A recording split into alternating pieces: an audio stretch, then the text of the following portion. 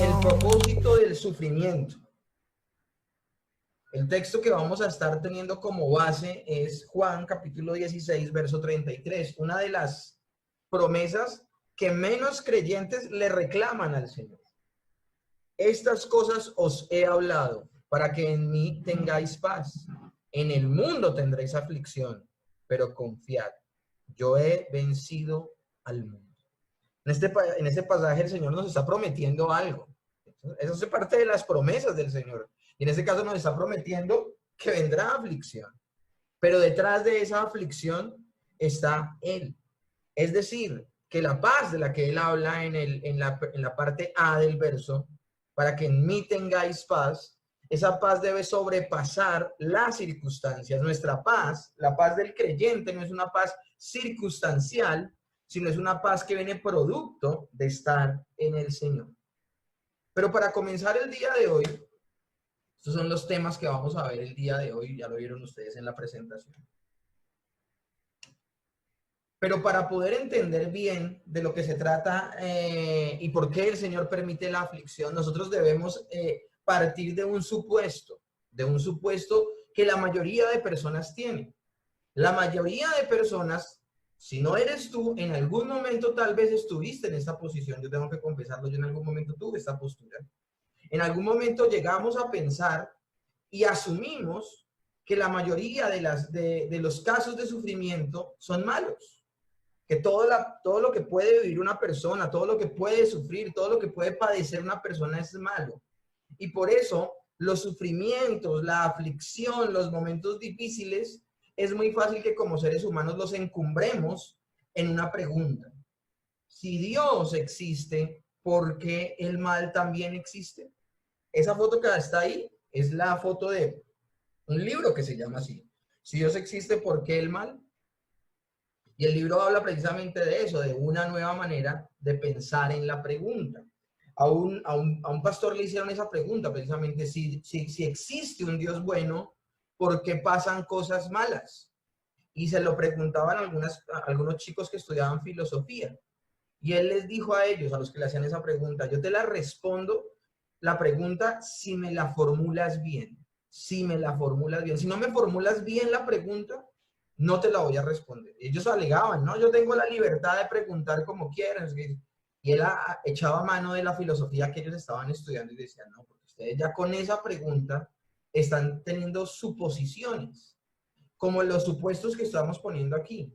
Asumimos que la mayoría de los casos en que el sufrimiento se presenta en la vida de una persona es malo. Y por esa razón lo metemos de una vez en esa pregunta. Si Dios existe, ¿por qué nos pasan cosas malas? Y esto es una manera errada de abordar el tema del sufrimiento.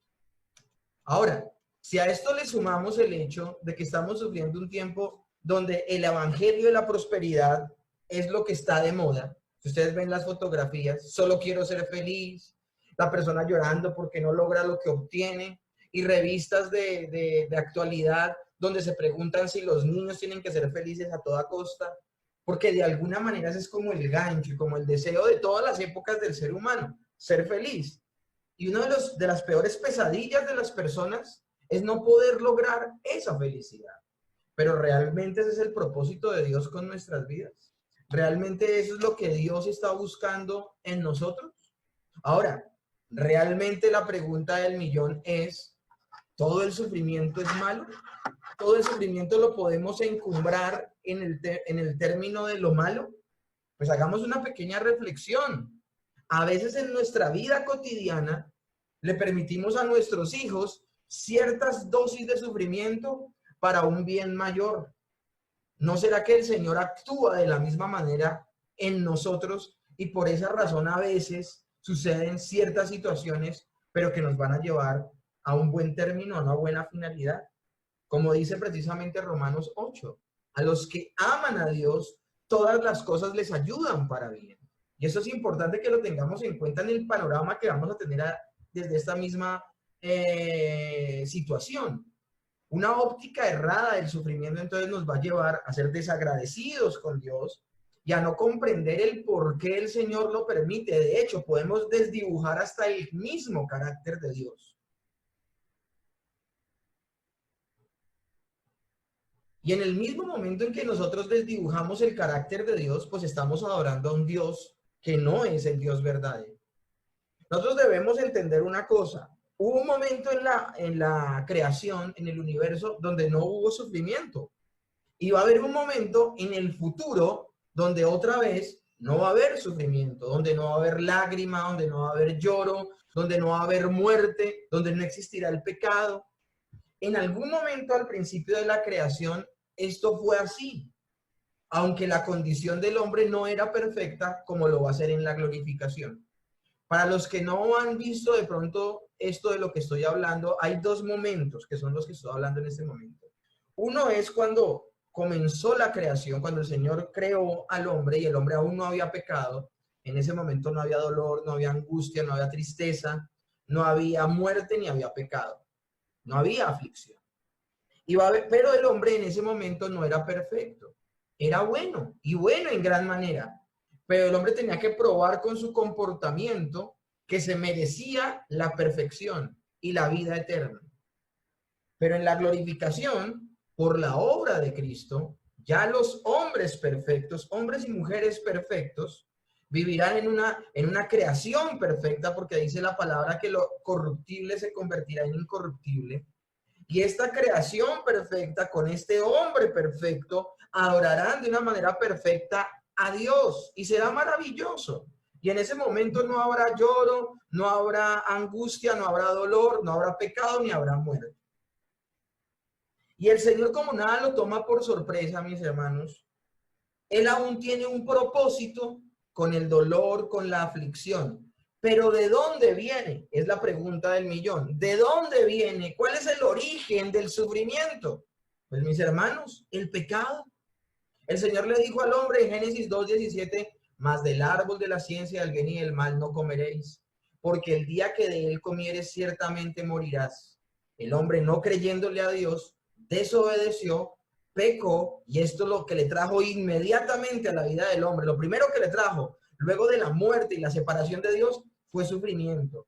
Porque dice que la culpa lo acusaba solo por el hecho de sentirse desnudo cuando había estado desnudo todo el tiempo en el jardín del Edén. Bueno, lo que lo acusaba, lo que lo culpaba, lo que lo llenaba de zozobra era precisamente su conciencia al haber transgredido el mandato de Dios. Entonces podemos hablar de que el mundo está colmado de sufrimiento precisamente por eso, porque el pecado entró al mundo. La aflicción y el sufrimiento es una consecuencia directa del pecado. El Proverbio 7:23 me llama poderosamente la atención la manera cruel en que nos deja ver esto. Como el ave que se apresura a la red y no sabe que es contra su vida, hasta que la saeta traspasa su corazón. Eso fue lo que le sucedió a Adán y Eva en el jardín. Ellos no pensaban que ese acto mero de desobediencia iba a traer las consecuencias que trajo a sus vidas. Entonces, nosotros no alcanzamos a imaginarnos las dimensiones y las implicaciones que tiene el pecado del hombre. El pecado del hombre trastocó todo. No solamente vino muerte espiritual a su vida, no solamente vino esclavitud del pecado y vino incapacidad de conocer las cosas de Dios, sino que además de eso, su propio pecado fue tan radical que trastocó la misma creación. La Biblia dice que la creación gime a una, esperando la manifestación de los hijos de Dios. ¿Qué significa lo que decía el apóstol Pablo en este pasaje? Significa que la misma creación, los cielos, la tierra, los animales, el universo completo, los astros celestes, todos están esperando el momento de la redención de los hijos de Dios. ¿Por qué? Porque al ser regenerados y al ser glorificados más bien, al ser traspuestos, y en el momento en que lo corruptible se torne, que lo corruptible se torne en incorruptible, esto no solo sucederá en los seres morales que se salvaron, sino también sucederá en la misma creación. La creación también volverá a su misma perfección. La creación volverá a su estado original de belleza y maravilloso propósito que Dios tenía con él. Pero mientras eso sucede, nosotros vivimos en un mundo caído. Y por esa razón hablábamos de que el mundo está colmado de sufrimiento. Nosotros en este momento vivimos en un mundo roto, mis hermanos. ¿Por qué está pasando lo que está pasando en este momento? ¿Por qué han pululado las enfermedades? ¿Por qué las guerras? ¿Por qué la muerte? ¿Por qué el dolor? ¿Por qué la falta de comida? ¿Por qué? Bueno, todo esto producto y consecuencia directa del pecado del hombre. Pecado del hombre que cada vez que pasa más y más el tiempo, según Romanos, el apóstol Pablo dice que el corazón del hombre se endurecerá cada vez más y más y más al punto que será cada vez más difícil ver cosas que vivimos en este mundo. Hoy en la tarde uno de ustedes que está allí conectado me llamaba y me contaba cómo ha sido de doloroso para esta persona ver tantas cosas tristes en Ecuador, ver cómo la gente se muere y no la recogen en 3 días. Y esta persona lloraba y me decía, yo sé que uno tiene un corazón y uno se siente esa compasión.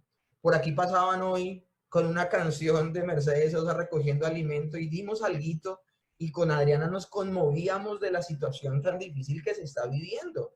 Nosotros de pronto tenemos comida en la casa, pero hay otros lugares donde las personas no tienen para comer. Y son momentos difíciles, son momentos terribles, pero es precisamente porque estamos en un mundo roto. Pero el creyente, el Hijo de Dios, le debe dar una lectura completamente distinta a lo que está sucediendo. Y nosotros debemos entender que el sufrimiento es parte de la vida.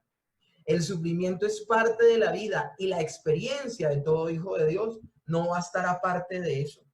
Yo sé que hemos sido educados por mucho tiempo en el Evangelio de la Prosperidad, donde allí te animan a que la gente no se, si tienes verdadera fe, la gente no se enferma. Y si tienes verdadera fe, no vas a pasar por momentos económicos difíciles. Y el creyente no muere de una enfermedad terminal y no se separa y no tiene situaciones y problemas al interior de su hogar severos. Y todos sus hijos son perfectos, y aún el mismo creyente es perfecto. Mis hermanos, eso se llama idealismo y es una herejía y es pura carrera.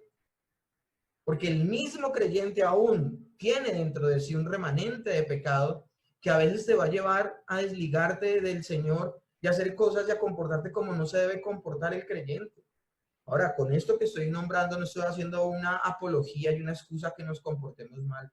Hemos sido llamados a imitar a Jesucristo, a nuestro Señor Jesucristo, y a de verdad volver al propósito de ser la imagen de Dios. Pero a lo que me refiero, y por ejemplo, si ustedes leen con cuidado de Eclesiastés 12, se van a dar cuenta de cómo el predicador habla de las consecuencias, por ejemplo, de la vejez. Y hay otros pasajes donde hablan de manera aún más cruda que el mismo Eclesiastés de la vejez, de lo duro que es, que se caen los dientes, que el pelo se tiñe de blanco, que viene la debilidad y que la fuerza que teníamos en un principio ya no la tenemos y que a veces es con profundo dolor y angustia. ¿Y no lee eso? Y dices, ¿esto puede estar en las Escrituras? ¿Esto puede estar en la Biblia? Sí, porque la Biblia moja la pluma en la realidad y nos deja ver hasta el punto donde el pecado afectó nuestras vidas. Nosotros entonces, ¿qué debemos hacer cuando pasamos por el sufrimiento? Ya dejamos claro que el creyente no está exento de vivir momentos difíciles. Porque a veces, y hago esta aclaración porque a veces los creyentes hacen este tipo de preguntas. ¿Dónde está Dios mientras sufrimos? ¿Dónde está Dios mientras sufrimos? Bueno, el Señor no se ha movido de su trono. El Señor no se ha movido de su trono. El Señor sigue allí. El Señor sigue reinando y tiene el poder y el control absolutamente de todo lo que sucede. Pero a veces, cuando vienen situaciones tan difíciles a nuestra vida, a lo primero que nos vemos tentados es a pensar que definitivamente no podemos esperar lo mejor del Señor, que el Señor se olvidó de nosotros. Y somos como los discípulos en la barca mientras viene la gran tempestad y el Señor está dormido y pensamos que Él no se está enterando en absoluto de lo que estamos pasando. Bueno, eso no le ha pasado solamente a algunas personas al otro lado del computador. o no solamente me ha pasado a mí. En el Salmo 73, miren cómo habla el salmista en un momento que duda de que el Señor está pendiente de él. Verdaderamente en vano he limpiado mi corazón y lavado mis manos en inocencia, pues he sido azotado todo el día y castigado todas las mañanas. Al principio de este salmo dice precisamente quien lo escribe que él ve a los malos perseverar y ve lo duro que lo está pasando él y se llena de una crisis tremenda porque no siente que esté valiendo la pena su consagración para Dios. Pero el Salmo nos dice que cuando él entró en lo secreto, cuando entró en lo secreto de Dios, cuando oró, todo cobró sentido. Nosotros debemos entender algo, mis hermanos, y es lo importante que es la oración. A veces hemos visto la oración solamente como un espacio para pedirle al Señor o para traer un listado de cosas que yo siento en mi corazón que son las que necesito y que Dios se tiene que alinear a mi necesidad. Cuando la oración es todo lo contrario. En la oración yo me alineo a los propósitos de Dios. Miren este ejemplo con el Señor Jesús. El Señor Jesús le dice al Padre, Señor, pasa de mí esta copa sin que yo la beba. Y el Señor ora eso varias veces. Si ustedes leen el pasaje y ven al Señor en Getsemaní, él varias veces ora lo mismo. Y lo que sucede es un silencio cósmico, se le ha llamado a eso. Un silencio cósmico. Porque ese silencio cósmico, en el Señor, en el medio de ese silencio, le está gritando a su Hijo que no hay otra forma. Y el Señor Jesús, aunque ora varias veces por lo mismo, finalmente dice, hágase conforme a tu voluntad y no a la mía. Ese debería ser la finalidad y debería ser la conclusión de cada vez que nosotros entramos en oración. Que permitamos que Dios, a través de su Espíritu Santo, nos alinee con su voluntad. El Señor dice que estaba en una aflicción tan profunda que sudaba grandes gotas de sangre. Y se ha comprobado científicamente que hay momentos de tal estrés, de tal angustia, que la angustia puede llevar a somatizar en que se rompan los vasitos del rostro, los vasitos sanguíneos del rostro, y la persona sangre de manera precipitada. O sea, si es posible, imagínense la aflicción, la preocupación que tenía el Señor. Y no era preocupación por cosas humanas como a veces nosotros nos preocupamos. Él tenía la carga de que iba a llevar el pecado del hombre, en que iba a llevar la ira de Dios sobre él y que el Padre por un momento no iba a querer tener nada con él porque nos estaba representando en nuestra actitud y en nuestra situación legal de pecado. Pero él se metió en oración y se alineó. Por eso el salmista, aunque comienza el salmo alegando y tal vez pareciera muy rebelde contra Dios, termina diciendo más cuando entré en lo secreto, cuando aproveché este tiempo de oración, entendí tus propósitos con esta situación. Mis hermanos, Dios tiene un propósito con eso tan difícil que está sucediendo. Tiene un propósito claro. A él no le ha tomado nada por sorpresa. Él desde antes de la fundación del mundo sabía que íbamos a pasar por esto y él ya ha tomado medidas. Esto hace parte del decreto de Dios. Y de hecho el Señor usa el sufrimiento para hacernos perfectos a través del sufrimiento. Dice el texto en 2 Corintios 4, del 16 al 18. Porque el creyente no solamente debe ver que el sufrimiento Dios lo está permitiendo por una razón, sino que también debe entender que el sufrimiento lo depura. Por tanto, no desmayamos. Antes, aunque nuestro hombre exterior se va desgastando, el interior, no obstante, se renueva de día en día. Porque esta leve tribulación momentánea produce en nosotros un cada vez más excelente y eterno peso de gloria. No mirando las cosas que se ven, sino las que no se ven. Pues las que se ven son temporales, mas las que no se ven son eternas. Mis hermanos, veamos esta situación como la debemos ver, como peregrinos, como extranjeros, como personas que estamos de paso. Aún si algún conocido o nosotros mismos adquirimos, Dios nos guarde, pero si está en el propósito de Él, que tengamos una enfermedad y por ella partamos de este mundo inmediatamente, será para la gloria de Dios, será para la gloria de Dios. Finalmente, nosotros debemos también recordar que así como Adán y Eva cosecharon lo malo que hicieron en el pasado, también nosotros debemos cuidarnos de las malas obras, porque el Señor nunca hará bien al que haga mal. No nos engañemos, porque Dios no puede ser burlado y lo que el hombre siembra, eso también va a recoger. Entonces aprendamos a depender de Dios.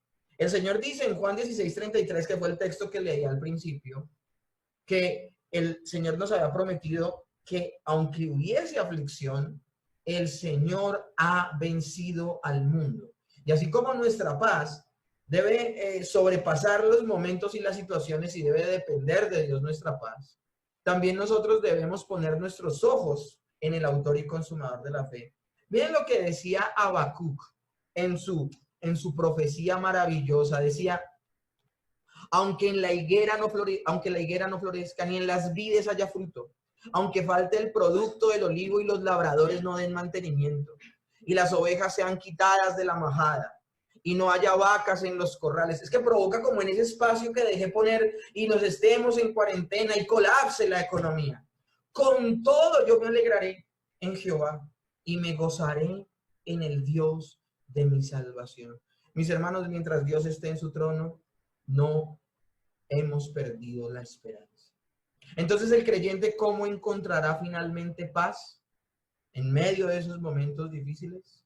Dice Filipenses 4:6-7, por nada estéis afanosos, sino sean conocidas vuestras peticiones delante de Dios, con toda oración y ruego, con acción de gracias, y la paz de Dios, que sobrepasa todo entendimiento, guardará vuestros corazones y vuestros pensamientos en Cristo Jesús.